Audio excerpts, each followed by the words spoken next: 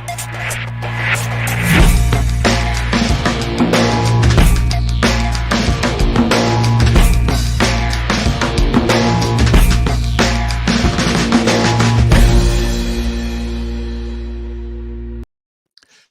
everybody, happy Monday to you. Hope you're doing great. Welcome to Daily Distinction. Whether you're watching on a replay or you're here live, glad that you are here. We're going to be talking about the important power of a compelling story. One of the things I see in business is that we need to tell our story. Stories connect us, and we're going to be talking about that today and why story is so critical and why story is so important. But I want to do something that I haven't done, and that is to show you a little bit about something I'd love for you to be a part of, and it's absolutely free. And many of you I know have already joined, but if you haven't, I want to encourage you to join Distinction Nation. Distinction Nation is our free membership site that you can join and become a part of our Distinction Nation community. I would really, really love for you to have a chance to be a part of that. So when you go to distinctionnation.com, you can see there, you can sign up, log in, free membership. It tells you that by signing up as a free member of Distinction Nation, you got immediate access to so many things. The post-pandemic events course, we have reopened that. That is a paid course, but it is a series that teaches you in this changing time how to create events in this pandemic culture. So you can take a look and learn more just clicking there. But you can see here on Distinction Nation, what do you get for free? You get a free ebook. You get a Project Distinct workbook. There's so much more that's available there, as well as free events. And it links you here with the podcast and with the blog and just gives you all kinds of information. So if you haven't done it already, go to distinctionnation.com and sign up for free. You can't beat that, right? It's absolutely free for everything you get at Distinction Nation. So I'd really encourage you to go over there and make sure that you sign up for Distinction Nation. Hey, Mike, happy Monday to you. Hope things are good in Illinois. Scott, great to see you. Thanks for being with us on the Ken and Glenn show last night. Pam, I hear there's snow in Fishers. I was talking to my sister down in Seymour, and she said it was kind of that rain mixed with snow. So I was kind of assuming up in Fishers that the snow was probably coming down there a little bit today. Semi-chilly Silicon Valley. Charles, good to see you. Let me check here. Always got to check. It is 61 degrees right now in Vegas. Not a cloud in the sky. It's really, really nice. So hope everybody's having a great day. Darcy, you're in Fishers, loving the snow. Well, that is good. I need to get a picture. Tammy, my wife, is back in Fort Wayne, her hometown, so I'm sure I'm going to be hearing about that. You know, when we look at how generations communicate differently, I don't think anyone would question that baby boomers communicate differently from millennials, and Gen X and Gen Z have their differences in terms of communication. There has never been a time in human history where more generations have been a part of the workforce than today. Isn't that amazing? In human history, there have never been so many generations in the workforce as there are today. And if we know that generations communicate differently, and I think most of us would agree with that, then we understand that there's going to be natural challenges in terms of communication. So is there any aspect of communication that can help us transcend those generational boundaries? Is there any aspect of communication that can help connect us better? And the answer is absolutely yes, because everybody loves a great story. It doesn't matter if you're a baby boomer or Gen Z. It doesn't matter where you are on the generational scale. We all love a great story. I'm engaged in a great story right now. The Queen's Gambit on Netflix. I've got one more episode to watch, so no spoilers, please. But man, just fantastic. A lot of my pals are watching Fargo. Fargo, the last episode has just aired, and I'm 2 episodes into that. So we get engaged. I mean, that's part of what we do when we're binging, on Netflix or Hulu or Disney Plus with Mandalorian or whatever. We binge because we get so engaged in the story. Everybody loves a great story. There's no doubt about it. So what we need to understand is, if that's true, And who would argue with that everybody loves a great story? What it means is that you need to relate a great story to your customers and to your employees and the people in your life. I mean, if I ask you the story of Apple, I'm betting that many of you could tell me about Steve Wozniak and Steve Jobs in a garage. But the whole purpose of what they were trying to do was to build a computer that was personal. Notice how that still ties in with Apple's story of today, to make insanely great products that are easy to use. Yeah, they branched out from computers into phones and watches, but the core remains the same based on the story. Insanely great that's easy to use. It started in a garage. And it's kind of funny. I saw a picture, maybe you've seen it circulating on social media, and it's, here's the garage that Amazon started in. Here's the garage that Disney started in. Here's the garage that HP started in. Here's the garage that Apple started in. So wherever you are, you need to move your business to your garage. But we love these great stories. What happens many times is we thrill in the stories of others, but yet because we are kind of unprepared, we don't know how to craft a great story about ourselves.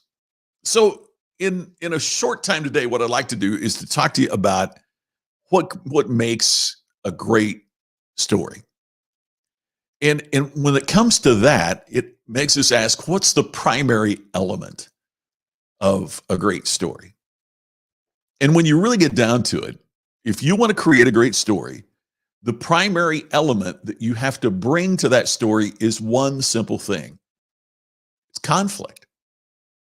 Stories are about how a person or persons overcomes great conflict. So consider, the two Steves in the garage. You could say they were working on a science fair project and they came up with this computer. No, that's not it. It was the conflict that they had worked on computers at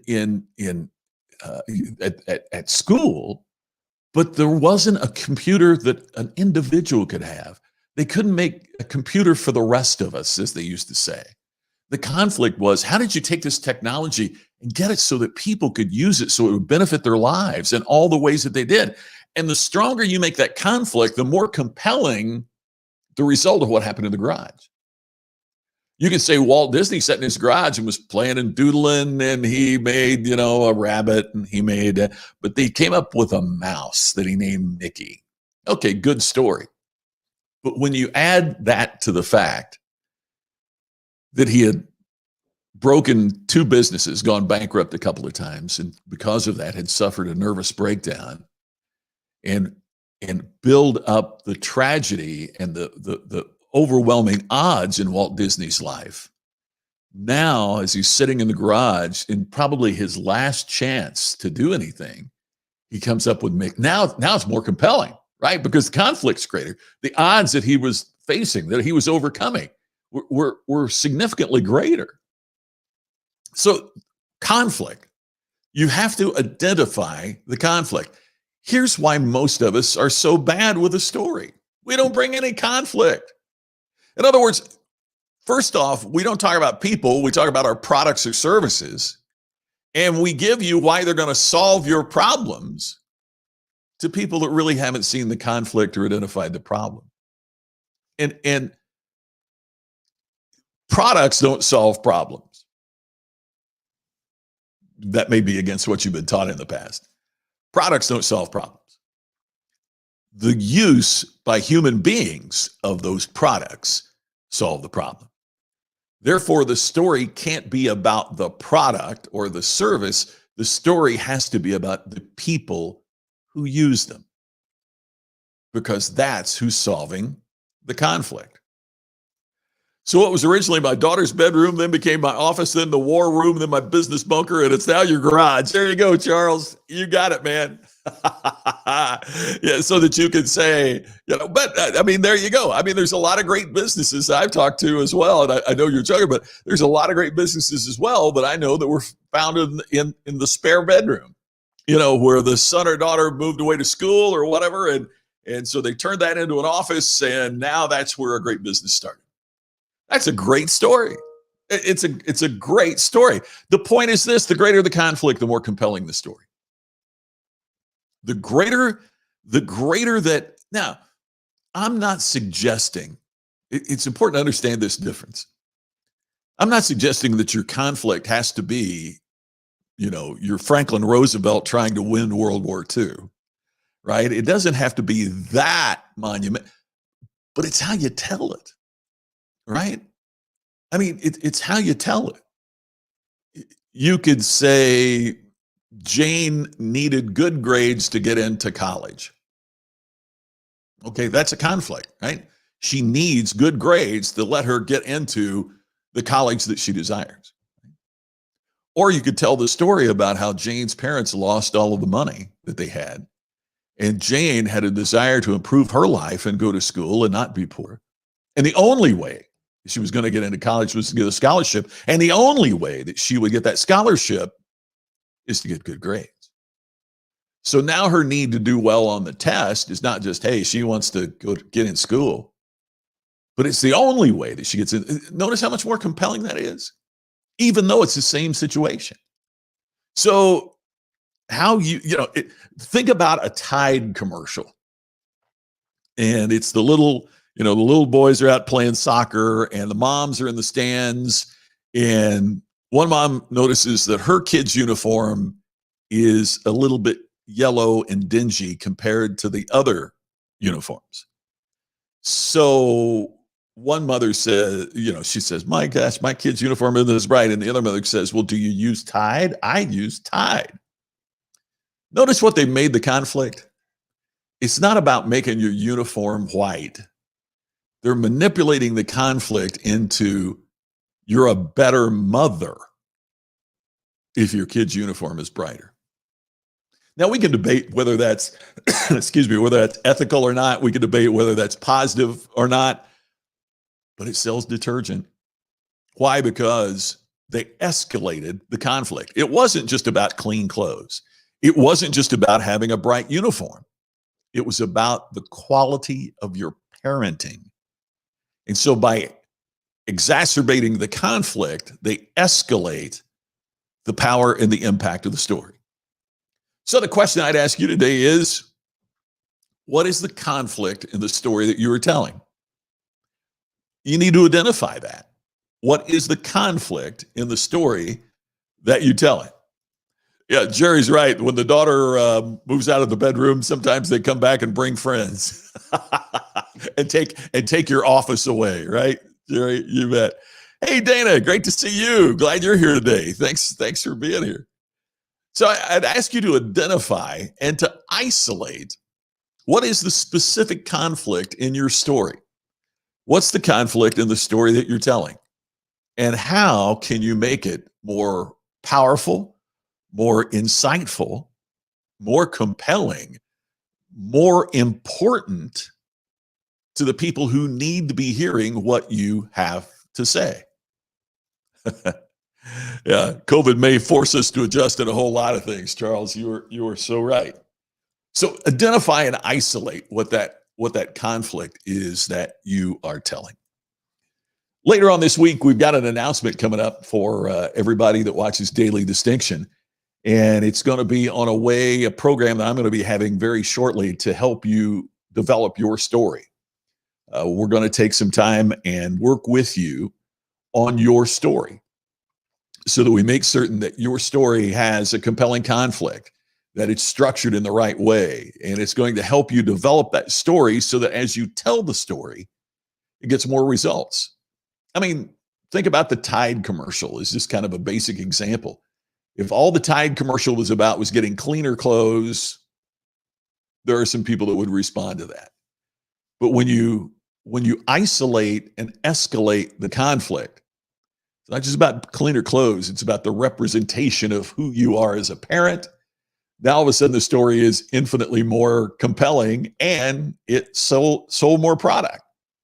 We're gonna talk about all of the specific aspects of what it takes to create a compelling story that can really make a difference for the way that you connect with the people that work for you, the people that you sell, all of that. So please stick with us here on Daily Distinction this week, and we'll be talking about that project that will be coming up very, very shortly.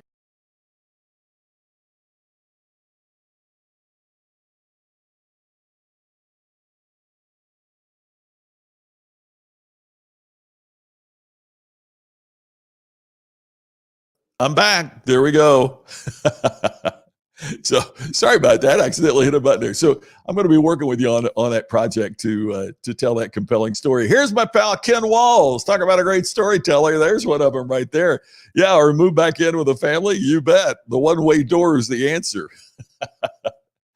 It's one of those things that we talk about, and that's part of why I'm going to do this story aspect, because COVID has created some more stories for us. Are we telling them in a way that helps move it along? And all of that becomes an important aspect. So please stick with Daily Distinction this week, because later on this week, I'll be making the announcement about how you can be a part of that. And in the meantime, don't forget to join Distinction Nation that we were talking about just a little bit earlier. And Charles, I really, really appreciated your comments on that about the Distinction Nation site. If you haven't seen it, just go to our Distinction Nation site, and you'll get a chance to see what you can get there for absolutely free. And also, as we mentioned earlier, the program on post-pandemic events, we've reopened that so that you can take a look at that. Just go to distinctionnation.com and you can sign up. It'll tell you there what you can get for free, and also give you a chance to sign up for our course on post-pandemic events if you're interested on that. But I'll have more information for you this week on what you can do to participate in our program on story. Yeah, I got to watch those buttons, kid. I could be dangerous.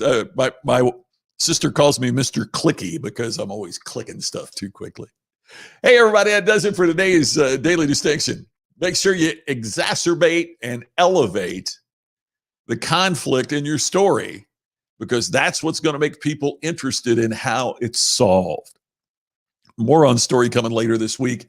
More on story coming for you very, very shortly. Thanks for taking time to watch. I look forward to talking to you tomorrow. I'll be here again, same time on the next edition of Daily Distinction. See you then.